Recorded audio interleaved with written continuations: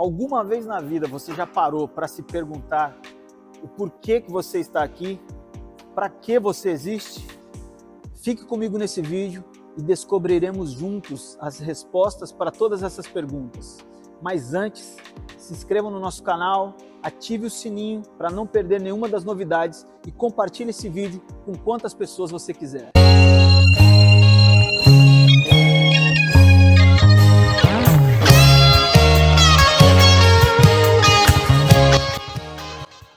Para nós conseguirmos alcançar uma resposta clara daquilo que o Senhor estabeleceu para nós quando Ele criou o homem, nós precisamos conhecer o coração de Deus antes mesmo dele estabelecer tudo isso. E é possível que nós alcancemos isso, né?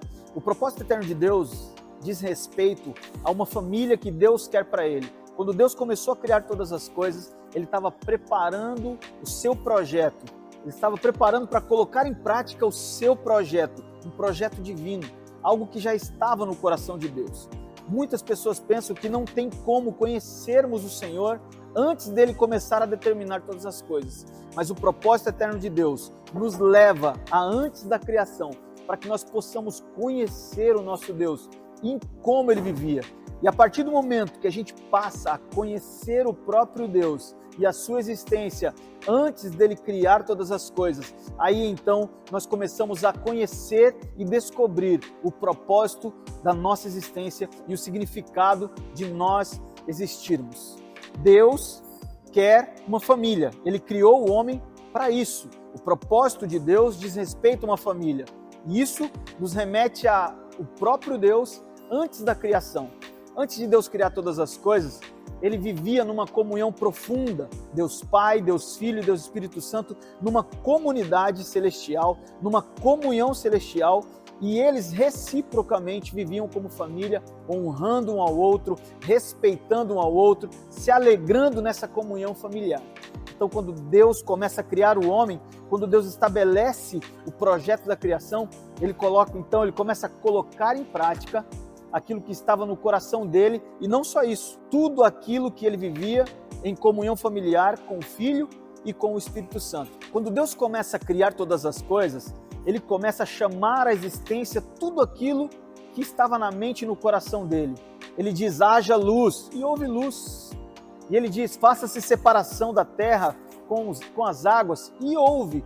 E aí então os animais foram criados, as plantas foram criadas, e tudo foi estabelecido por meio do que Deus chamou à existência. E ali em Gênesis, no capítulo 1, versículo 27, nós vemos Deus executar o projeto dele, o propósito eterno, o início do projeto dele sendo executado na criação do homem. Mas ao invés de Deus chamar à existência, Deus, numa comunhão perfeita, divina da Trindade, ele diz, façamos o homem conforme a nossa imagem e segundo a nossa semelhança. E aí então ele começa a executar o projeto dele, ele começa a criar, a dar forma ao projeto que sempre esteve no coração dele. E aí então Deus não somente isso, mas ele cria o homem, ele cria a mulher, ele estabelece um projeto eterno, ele abençoa o homem ali e ele diz, multipliquem-se, encham a terra, sejam fecundos, e o projeto de Deus então começa a tomar forma.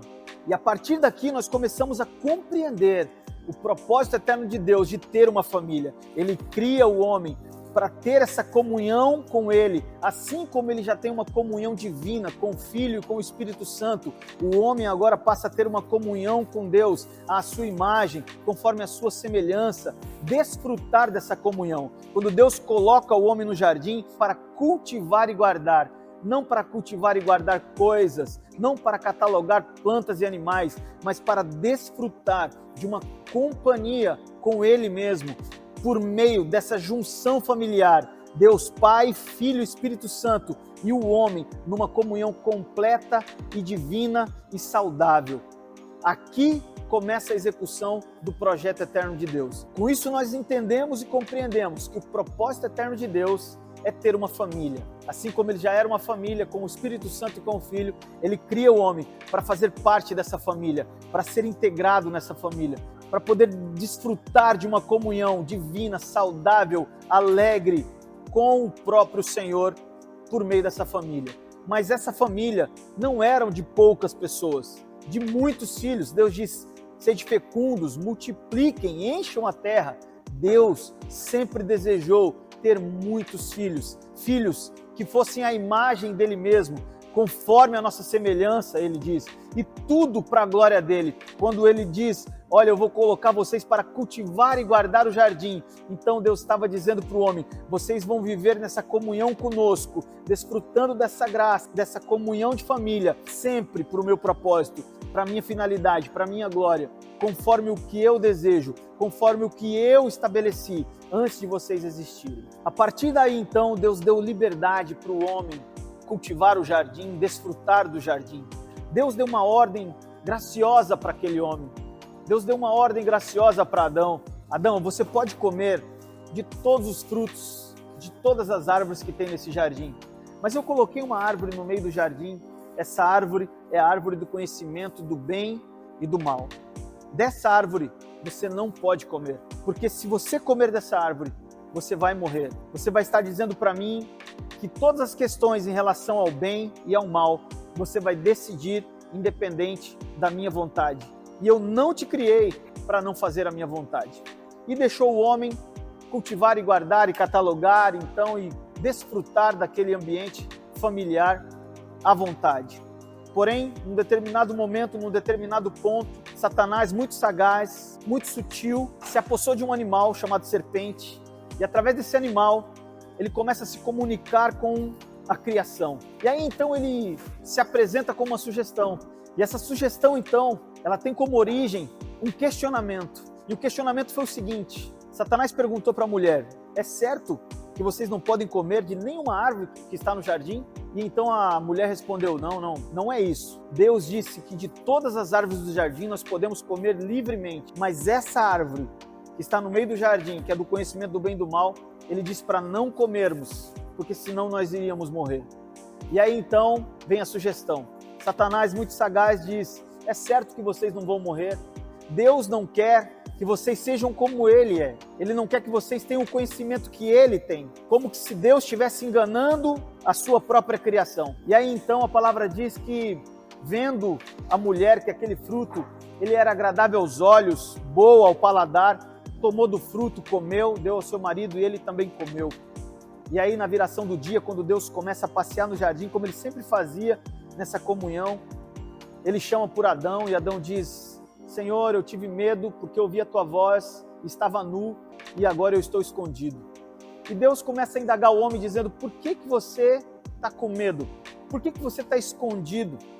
Quem disse para você que você está nu? O pecado foi uma intromissão brutal e violenta no propósito que Deus estabeleceu quando ele criou o homem. E como consequência disso, o homem herdou a morte e se tornou uma criatura. E automaticamente, o homem teve que ser expulso do jardim da presença de Deus, porque não havia mais possibilidade dessa comunhão de paternidade e de família. Mas eu tenho uma notícia excelente para você.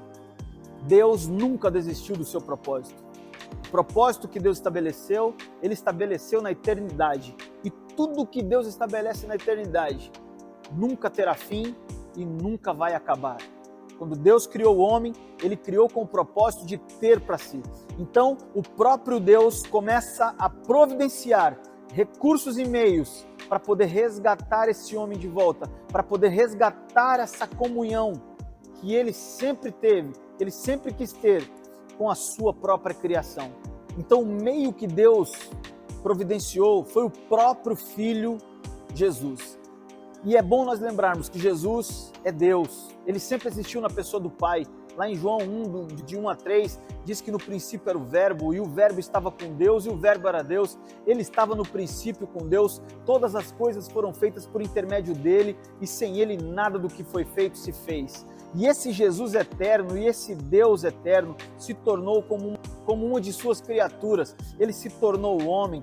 Lá em João, no capítulo 1, versículo 14, diz que o Verbo se fez carne e habitou entre nós, vimos a sua glória, glória como a do unigênito do Pai, cheio de graça e cheio de verdade.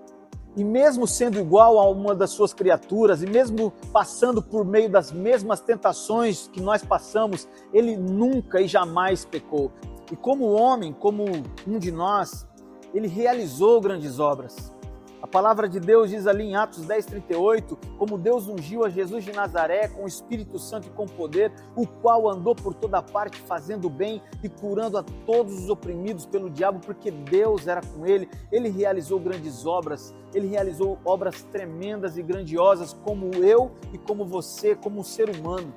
Porém, vem então o ápice da nossa salvação e da nossa redenção. Ele morre pelos nossos pecados, ele se entrega para morrer por nós. A palavra de Deus diz que ele foi levado como ovelha muda ao matadouro. E depois de ter realizado grandes obras, Jesus se entrega a morrer por nós. Essa morte de Jesus na cruz foi uma morte redentora, reconciliadora, nos levando de volta ao propósito, ao projeto de Deus. Lá em Romanos 5:8 diz que Deus prova o seu amor para conosco pelo fato de ter Cristo morrido por nós, sendo nós ainda pecadores, nós éramos inimigos dele e ele se entregou para que nós pudéssemos ser salvos de toda a condenação, rasgando todo o escrito de dívida que era contra nós.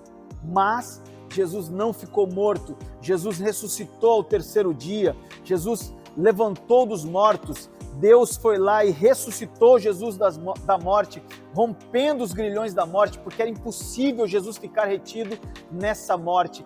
Atos 2:24 deixa claro essa graciosa obra de ressurreição que o Pai realizou. E depois da sua ressurreição, Jesus foi exaltado, colocado num lugar de majestade. Jesus foi exaltado sobremaneira. Deus lhe deu o nome que está acima de todo nome, para que ao nome de Jesus se dobre todo o joelho de todos aqueles que estão nos céus, na terra e debaixo da terra, e toda língua confesse que Jesus Cristo é Senhor, para a glória de Deus. Filipenses 2, de 9 a 11. E aí então, depois de ser exaltado, nós estamos aqui na expectativa da volta de Jesus. E depois que Jesus foi exaltado, então, ele vai completar a sua obra, voltando para buscar a sua igreja, para buscar a sua noiva, para buscar aqueles que são dele.